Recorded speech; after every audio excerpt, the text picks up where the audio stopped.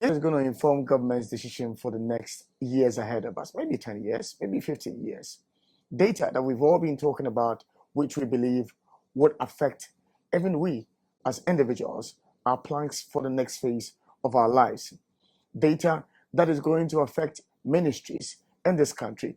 Data that will determine where government's focus must be in the next, let's say, 10, 20, 15 years ahead of us. We are talking about data that will determine our employment structure, our plan, our housing modules we need to implement as a nation, and our housing structure we need to have. When it comes to issues to do with even the agri sector, when it comes to the issues about combating crime in the country and the security of our nation, this data would influence all these decisions going forward. I'm talking about the Housing and Population Census 2021 to start on the 27th of June. That's our focus tonight on Fact Sheet. My name is Samuel Shen. We will try to understand what goes into the data collection of people, what data is being collected, what it will be used for, its relevance going forward, and as a nation, how we can help to ensure that that exercise on the 27th happens. We have been told about the night of 27th, and a lot of explanation is being given as to what would happen on that night. But whether we understand the dynamics of that night, the night of 27th, a lot of people need further and better particulars. And so tonight, that would be our focus this evening on Fact Sheet. We're talking Population Census 2021. We're taking a short break. When we come back, I will introduce you to my guest and then we will start the conversation. And welcome back. This is Fact Sheet live on eTV, also live on Facebook, Twitter, and Instagram. Our handle tonight is eTVGhana. You can conversation and share your thoughts, your views, and your comments with us, and we'll read them along the way when we are having the conversation. As earlier announced, we're having the conversation on the 2021 Census, Population and Housing Census, which is happening on the 27th of June. The housing aspect has already commenced, and I know officers are on the ground counting and marking people's houses, what data they are collecting. It will be for Mr. Francis Nyako Labi, who is the head of publicity, education, and advocacy for the 2021 Population and Housing Census, to give us that information. Mr. Labi, good evening and welcome to the conversation. Good evening. I hope you're doing well today, sir. We are very good. All right, so for the start of the conversation, just give us an idea from your perspective as the Chief Publicity Officer. What is the census? Thank you very much, my brother. When we talk of census, we are talking of a total count of the entire population of a region or a country. Whatever you are counting, it means it's total. So we call it census. So we talk of a census, and then we are talking of a population of the country. Okay. We can also talk of a census, which is the population for the entire region, counting all the people within that particular region, if that is your focus. So the focus of the 2021 Population and Housing Census is the nation, and so the nation Ghana. And so the count is over the entire land space of Ghana, all the population and the housing units within. Who are we counting? We are counting every human being in the country on the 26th to 27th of June. That is the census night. Anybody who finds himself on the soil of Ghana is counted. Regardless of being a citizen or not a citizen? Regardless of his nationality or his identity. Okay. Ethnic, tribal, or whatever. Once he's a human being. He doesn't even need to be resident in Ghana. All he needs to be is to be found in Ghana on the night of 27th, and that qualifies him to be counted in the census. Okay. Now we'll come to the issue about the 27th night. Yeah. But for now, I know that this is done every 10 years, if I'm correct. Certainly.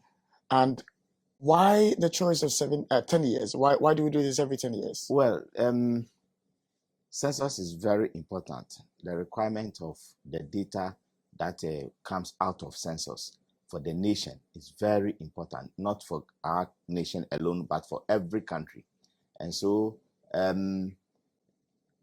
those countries which have the wherewithal are able to do census sometimes at a shorter period. Some countries have their administrative data well built, and therefore they are able to add a little count here and there, and they have the entire population counted. Some of them are able to do it at shorter periods. But when it's census, United Nations realized that because of the importance of the census, there was the need to find a way of governing the conduct of census so that countries which do not have the resources at least are compelled to provide that data within a period of a decade. You at least save something within a decade to be able to undertake that data. And so when the census is conducted, the estimate, your entire national database is updated. And then from that period, you begin to project based on the updated database. And so when you have projected over a period of 10 years, then the database begins to dwindle, and your projections results are not very accurate in terms of reality. And therefore there is the need for the United Nations to come in, and they decided that after projecting for every 10 years, at least it should be the country should have saved enough to be able to conduct a census so that its database is updated. So what data are we talking about if we are talking about you collecting data from Ghanaians or you counting people? We are talking of the numbers. In the first place, the numbers, their profiles. What is the female male divide?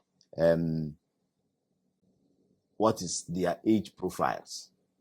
How many are of which age group? What work do they do? Where do they live? We in Ghana have joined the United Nations since 2000 census. We started combining our census upon the recommendation of UN, combining the census, the count of the people with the count of houses. So we have population and housing. So we are counting the people, and then we count where they stay. So we say the count of is also not just a count of how many houses, 1, 2, 3, 4, 5, 6. We say we have 1 million houses, but what is the nature of the housing? What condition are they? So we are able to know where the population that we have counted, where they live, and under what conditions they are living. What are the type of structures or their housing conditions under which they live? All these things, the data will provide for us. What is the health situation of the people? The facilities that they enjoy. How do the people live, and what life are they living? All these things make them make the census very important, and that's why we say it is the most priority development program that any nation will want to take in a very long time. So are you embarking on this exercise with a blank slate that, okay, we're starting from zero, or the previous 10 years ago, what we did, and that you have a projection as to where the figure should be hovering about, or simply you're going into count? That is it. You don't do census going to just interested, just going to count, because it involves planning.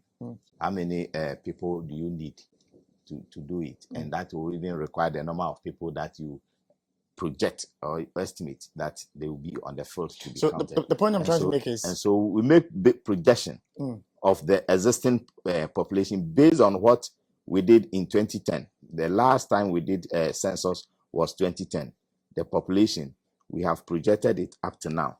And now we are projecting 2021, we project the population of Ghana to be in the region of 31 million. 31 And million. so as we are going into this count, that is the number we are looking at. Mm. And so all our planning and all our effort is towards that number, but it's a projection. So it is upon completion of the exercise that we'll be able to know that yes, we are 32 or we are 30. Okay. That's how it is. In that respect, how many census officers are on the ground? For now, we are looking at 75,000 officers. 75,000 Yes, officers. enumerators, and supervisors, data quality monitors, and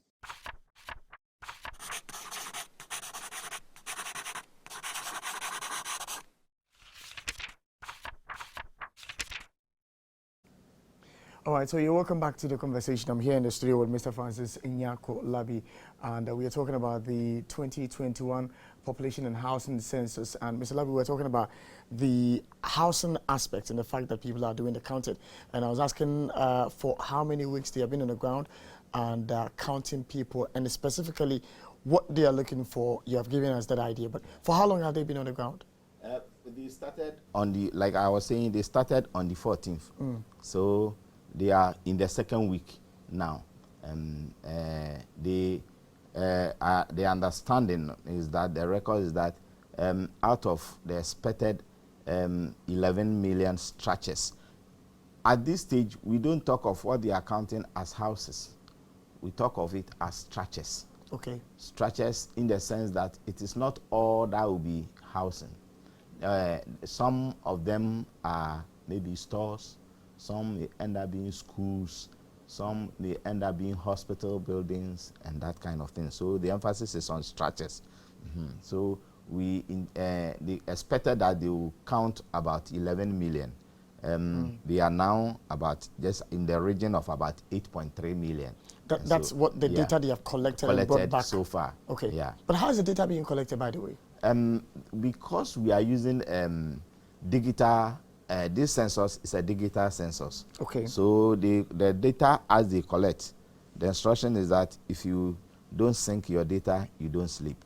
So every census officer at the close of the day, when you have finished all the information you have picked for the day, you have to sync it to your supervisor. So it's not a real-time, on-the-go data synchronization system we are using? It is a real-time. It is a real-time data. As they are working, they are picking the data, but the data will need to be edited. We don't want them to sync the raws. There are officers who are editing the data, so they will pick the data, you finish, then give it to your supervisor, and then your supervisor will look at it, hand it over to the data monitor. They will look at it, check some certain errors that could be corrected, so that you are notified as you are working on the field. So in the past, when we were not using the digital system, the tablet, and we're using paper for the questionnaire, it means that they will finish, bring the papers to headquarters before we get officers to enter them for us, and then we make data, and we make, after the data entry, before we are able to check some of these errors, we are able to see them. But this time round, as they are on the field, the officer is on the field, we are able to detect that there is this error here, because your supervisor is also around. He will see it and will tell you, you have this error here, you have this error here, this number of houses you seem to have joined, you are having this number of houses declaring, saying vacant. Go and check them. Why is your vacant houses being too many? So that means that you have data already about where these houses are. You are looking for the occupants, or? The data they are now picking. That they are picking the data. And so what happens is that as the officer goes into the house, he picks the information in the house. He has picked house 1, house 2, house 3, house 4. Now, by close of the day, he gives that information to another person who looks at it. Then the next day, the officer goes back. He's looking at it. Your supervisor is working. You are still working in that area. Yesterday, you worked maybe up to house number 10. So today, you are on house number 11. Then your supervisor will check and the data monitors will check. They'll tell you that the work you did yesterday, there are errors in it. Go and correct them. So you have the opportunity of going to make those corrections, and then you give them back.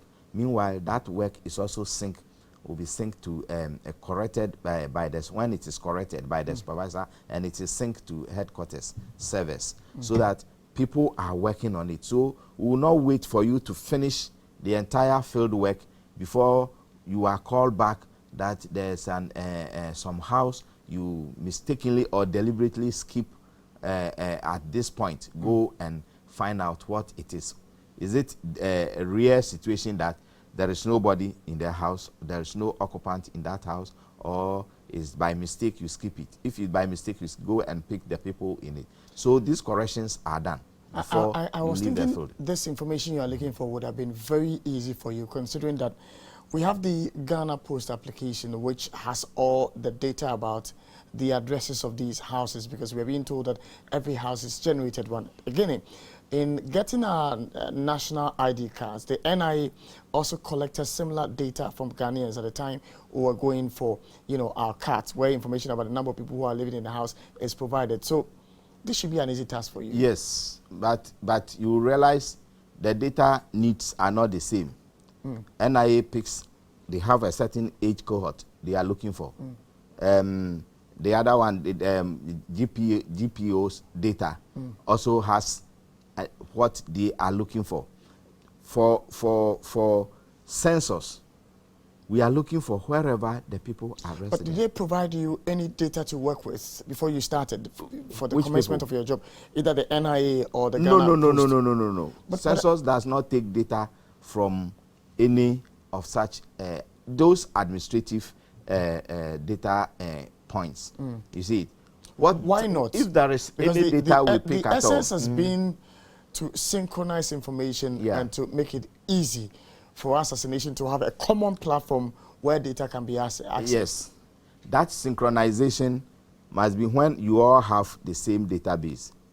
When you are looking at the census data, which is picking all ages, and then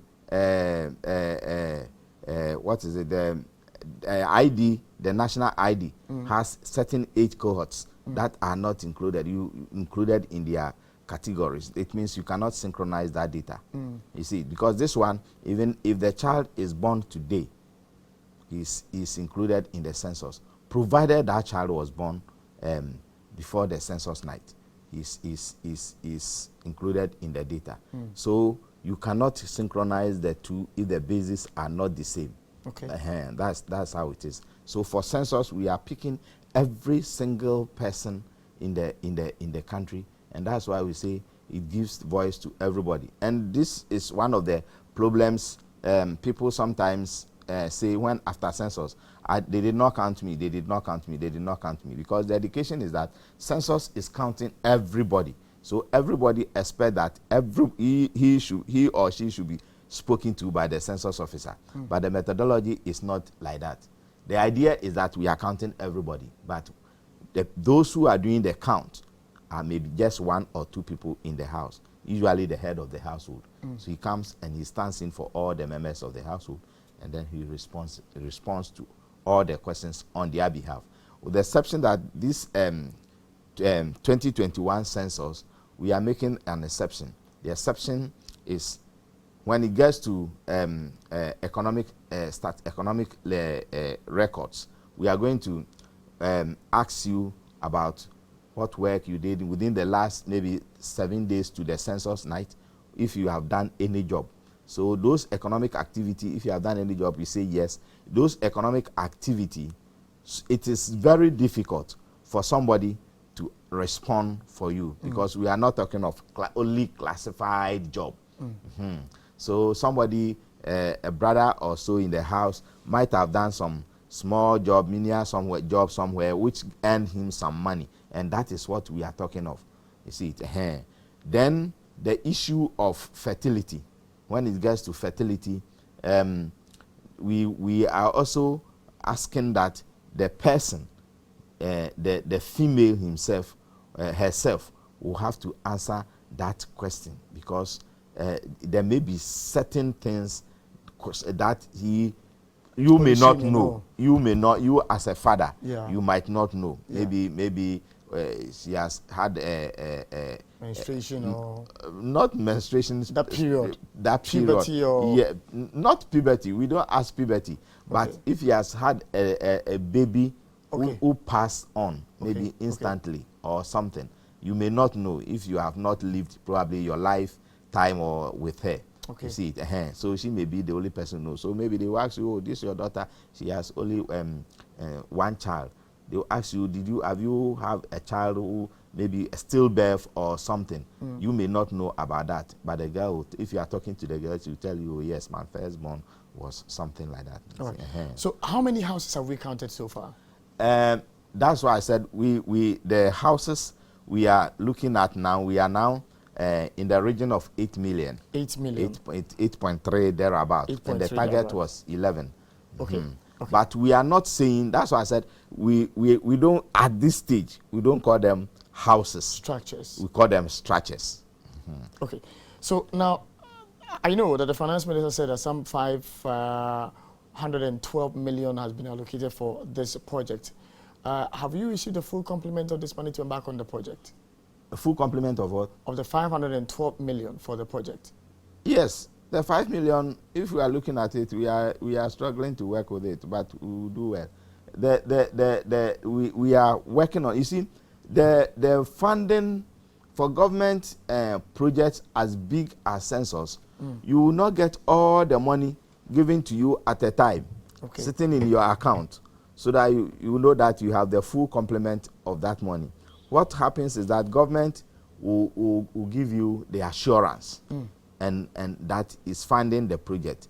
And so you take it step by step. As you are doing a particular activity, government will provide. For now, we have started data collection. So the funds that are needed for the data collection, that is what has been provided. So how much has been disbursed already to your outfit? For exactly how much, I have not taken count of it. But I know all the stages up to now that we have done, we have received the disbursement. What 1/3 have been disbursed by now of that 512 million?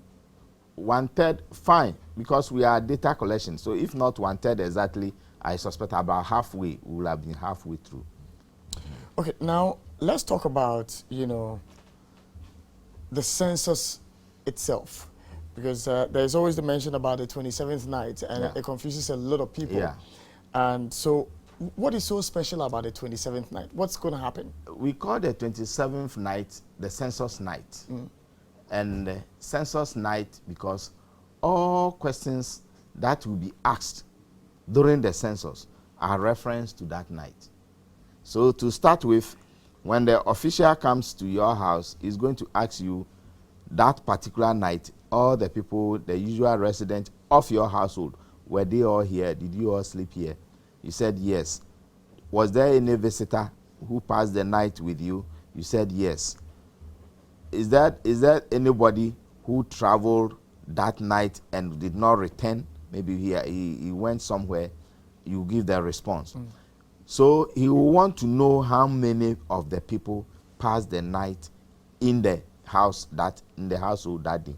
The census night is the reference point for all the census.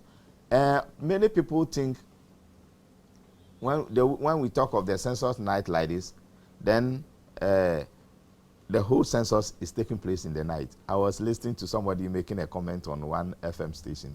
He said they will count the people all in the night. You'll be sleeping and they will come and knock at your door and you wake up. And in this era where armed robbery is going, how would they be able to know that fear should be allayed? Nobody is going to knock at your door in the night. No. The census night is a technical period that we want to show that the count that we are doing is with reference to this particular type.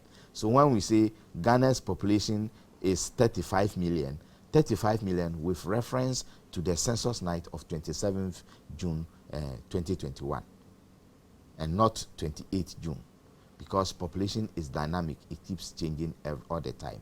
So what we are saying is that for the census night, all questions that will be asked in the census will be referenced to that night.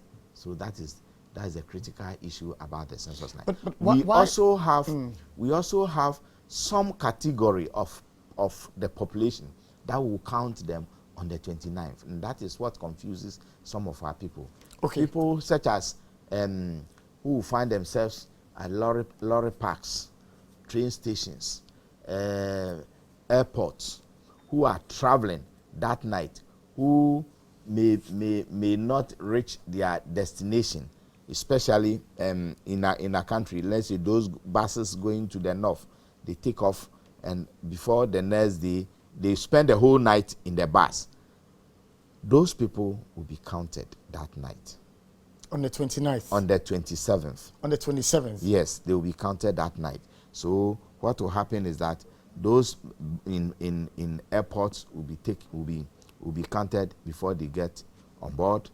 Those who are at the train station and lorry parks will all be counted before their buses take off. Because as the bus take off from here, if you were going to, let's say, Bolga, or you were going to Tamale, you will not be compelled to stop on the way and be counted. So you will be counted in Accra before the bus takes off. If you were in Kumasi and you were going to Tamale, the same way, you'll be counted in Kumasi before the bus takes off. We may have some people who may be sick and will pass that night in hospitals.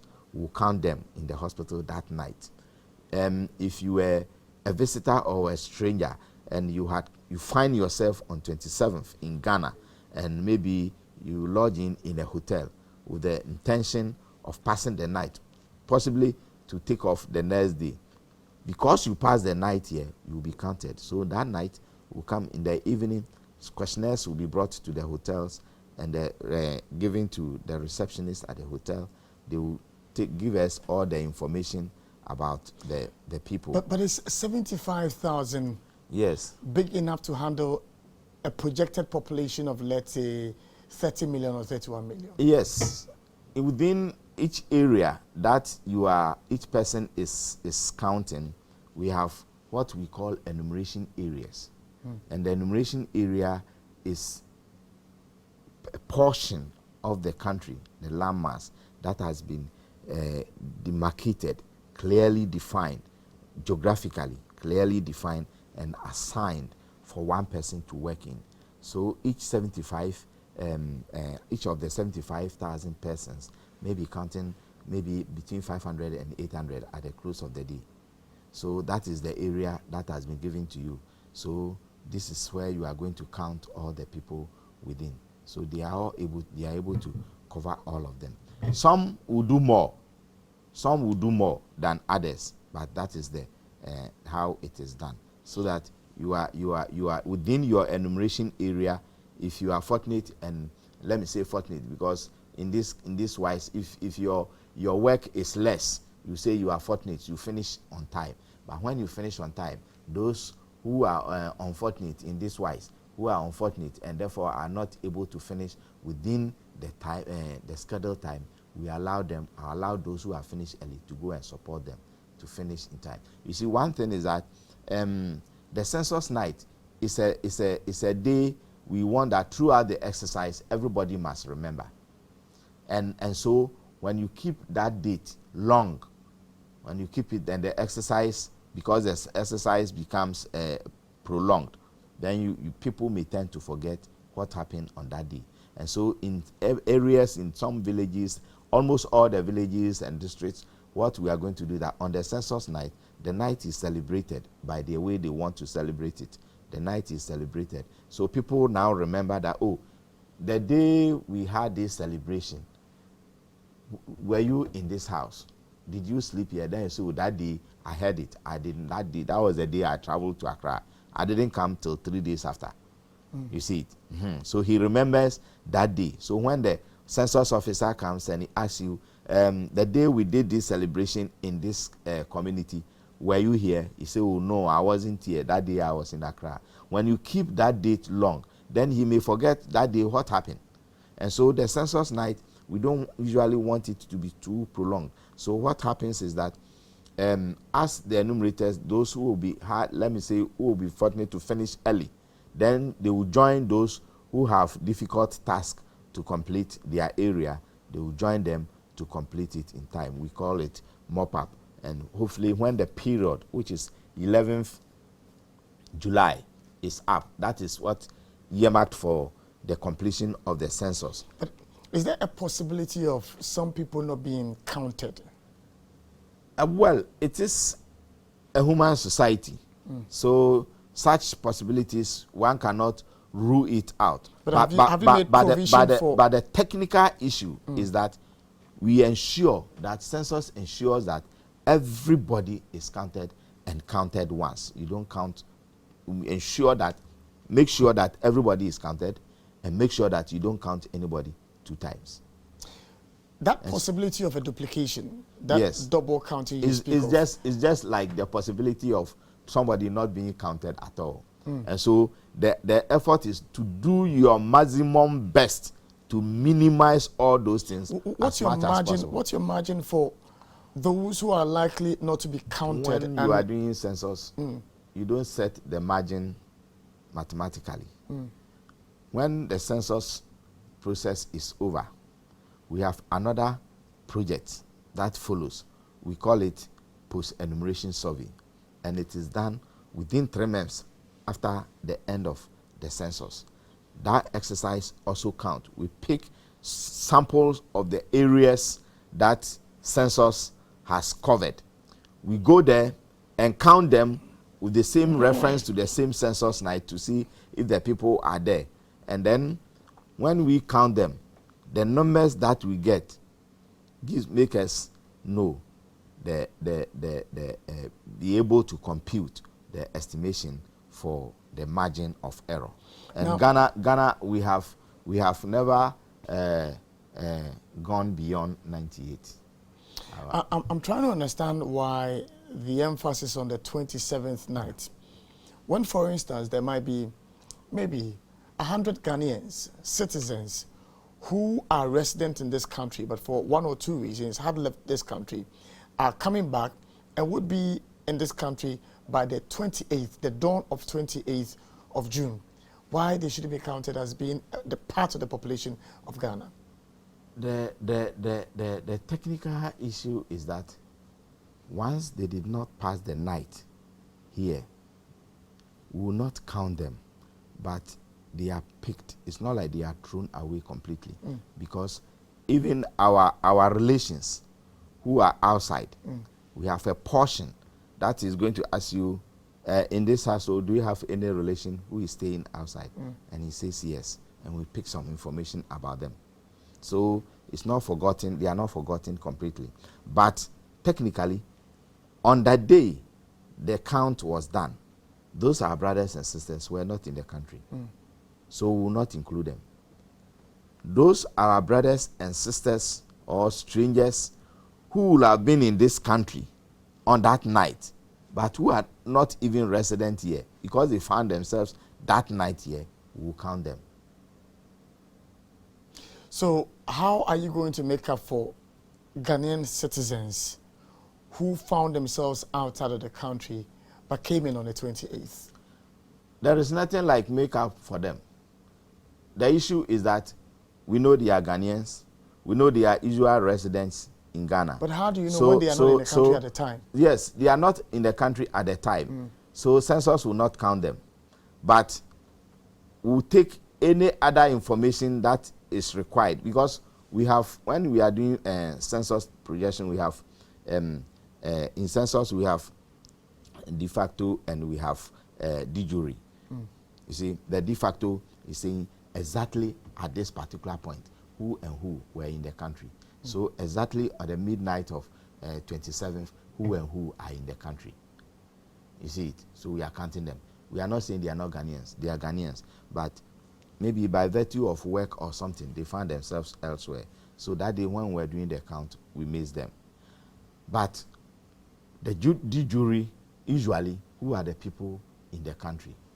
Then their household members will tell us that these people are usually in the house. So we'll have usual residents absent. You see, when in the census, when the officers are taking the records, they will have usual residents absent. And then visitors who find themselves who will be with us. That's how it is. So that we are able to pick order. We just want to make sure that, one, we don't count anybody. We count everybody, and we don't count anybody 2 times. And we also want to make sure that we get the number of people that we say this is the population of Ghana is as far as very close to the actual people in the country at a particular point. And that point should be the census night, the midnight of the 27th. So at that particular point, we want to make sure that as far as we are concerned, the number of people that we are counting are the people who were in Ghana. It doesn't matter their nationality. It doesn't matter the job they do. It doesn't matter their resident status. Is the data you're collecting biometric? Or is not? Not exactly. It's not biometric. Okay, Yes. all right. So my final question before we go for a break. You made mention about people remembering the census night, especially in the rural areas, and the fact that they're going to celebrate. Now, I'm thinking about how your officers, since you say that the information you're collecting is real-time information, how they are going to collect this information in areas where we know, in rural areas, data, issues are a problem in this country, especially if we are dependent on our telcos in this country. How is that being done as well? We are not dependent on the telcos. Though we are using their facilities because we are using tablet. So some places we use their facilities to do the transmission and those things. The areas, the rural areas where we have these difficulties, what we do is that we have officers where internet, because the facility we are using is internet based, and so if a particular area we have zoned all the entire country, and we know where internet connectivity is a problem. So what we do is that we have an officer within the each supervision area. You see, we have, like I described, enumeration area. We have an enumeration area. Then we put 4 or 5 enumeration areas together, and we call it a supervision area. And that area is supervised by one person. So maybe about 4 or 5 officers under one person. He is supervising them. So if you are working in such area, and you know that this person under me, 1 or 2 people, where they are working, internet connectivity is a problem. So when they finish the work, by close of the day, you will go there with your tablet and go and pick it, send it by collect it by Bluetooth. You pick your information, and then you will pick it, and then come and work on it, give it to the supervisor who is working the data monitor to check all that he's supposed to do it and send it. Is there a possibility of duplication whilst the exercise is going on in these areas where there is the possibility, especially when it comes to the transfer of data for data loss? Oh, the data loss may be seen. If it's a duplication, it will also be seen. So sometimes you realize that it is seen and it can be cleared, because when you project, you see that this information has duplicated. This information has duplicated. This information, because it comes with identity. It is coming from this EA number. It has this household number, this household person, and you see that all the information in this household is the same as this household, is the same as this household by their numbers. You see it. So you are able to tell that it is duplicated. So that's how it is. All right, if you just join us, you're live on eTV's Fact Sheet. I'm talking to Mr. Labi, who is the head of publicity for the 2021 Population and Housing Census. And we're talking about some of the technicalities in there, which is confusing a lot of people. And so we are hoping and praying that at the end of the day, you would have picked 1 or 2 to help you understand the issues we are talking about. We'll take a very short breather. When we come back, we would look at the relevance of the data that we are gathering for government, what it would be used for, its relevance moving forward in terms of our planning for tomorrow. Stay with us.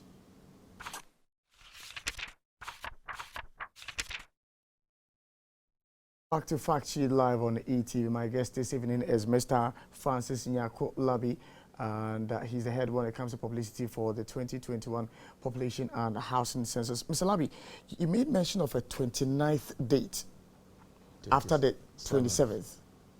After 27th, yeah. You made mention of a 29th date where people who are going to be at train stations and all. Or it is the 27th. Okay, so yeah, it is the 27th you are mentioning? Yes, if I mention 29th, I believe it's an error. It's okay. a slip of tongue. That's fine. Is the census, I was talking about the census night. Night. Yes. Okay, all right. Because you mentioned 29, so I jotted it down. No. Now, two final issues before we jump out of the studio. And one has to do with compliance with COVID-19 protocols. Since your people are going to interact with people, what are the modalities?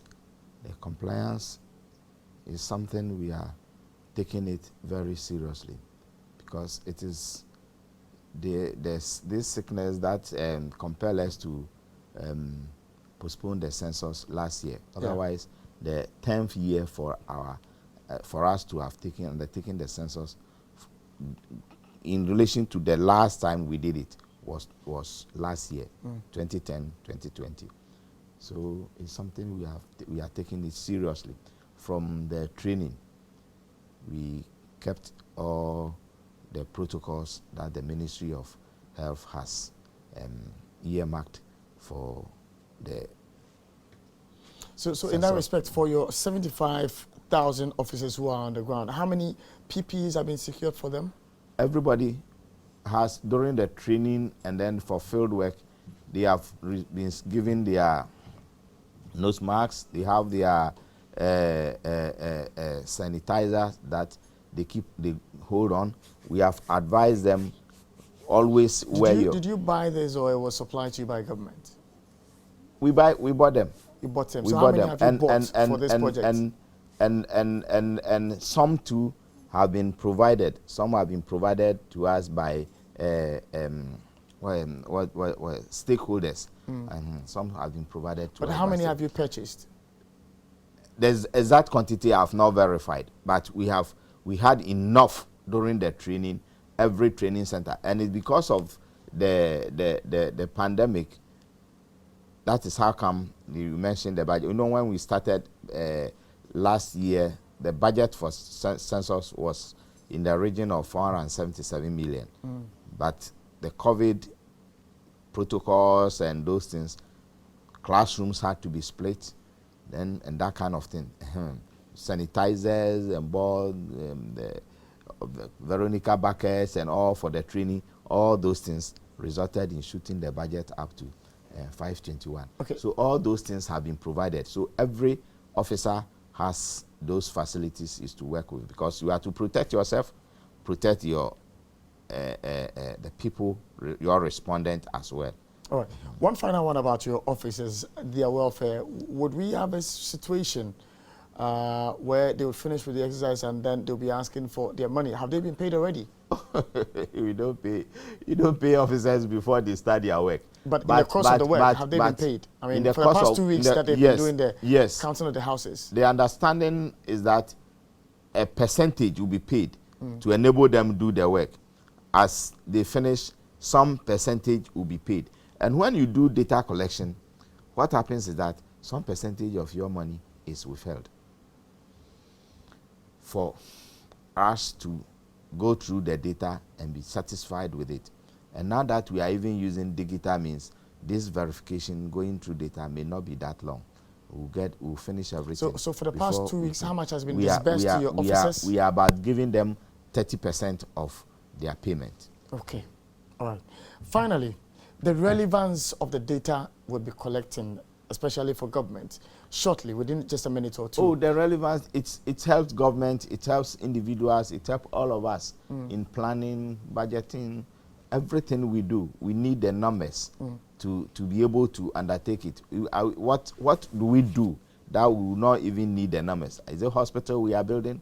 Government will need to know that how many people are in this community, that we need to provide them with at least what type of hospital. So you hear a district hospital or community hospital or clinic or whatever? Is it a school that we are building? The children in the community, how many children are there? Do we need to build a school for them? In some rural areas, you see that school is built in between two communities, and they make use so that children move to those places. And so every single thing, even road, when we are going to construct any road, how many people are going to benefit from? So as for the number of people in the communities or in the country, in the region, is very, very needful. We need it all the time. So it's very, very, the data we are picking is very, very critical. It's very, very important for everything that we do as a nation, as a country, as a town, as a city. Sometimes you hear of water for small town. They call it small town project, and it's water. Why is it? It's not a borehole, but it has been upgraded to that kind of system. You see, so everything that we are doing as a people to ourselves, everything we are doing as a country in our development effort, we need to know the number of people in the country to be able to do it. And that's why we always advise that in this exercise of census, don't just say, I will not provide myself, I will not avail myself. Avail yourself to the census. If there is anything you do not understand, our census officers have been trained and have taken an oath to keep whatever information they come across confidential. So whatever information you provide the census officer is just between you and him. It's confidential. It is not going anywhere. At the end of the day, all our data is also anonymized before, and then we will aggregate the data before we publish it. So it is not something we are going to give the data out and somebody will know that this is Mr. A's information or this is Madam B's information. No, nobody will know it. We'll put them all together before the data comes out. Right. So we urge that Ghanaians and everybody around should help us get good data for this census. One thing about census is that, yes, we are asking for the data, but we are not just asking for the data. We are asking for the true data. All right. So when the officer comes around, please, if you have any difficulty, ask him. If there is anything that is bothering your mind, discuss with him, clear that issue, and then provide him with the true statistics that you have. All right. Thank you so much, Mr. Labi. And thank you. And that's Mr. Francis Nyako Labi, who is the head of publicity, education, and advocacy for the 2021 Population and Housing Census, joining us tonight to throw more light on the exercise that will be happening on the 27th of June 2021. My name is Samuel Ishin, and I'm grateful that you made time to join us tonight on Fact Sheet. We'll be back at Golden tomorrow with another edition of the Happy Morning Show, but there will be a repeat broadcast of the show, God willing, tomorrow at 10 a.m. A very good evening to you as Mercy B and the team bring you Girl Vibes.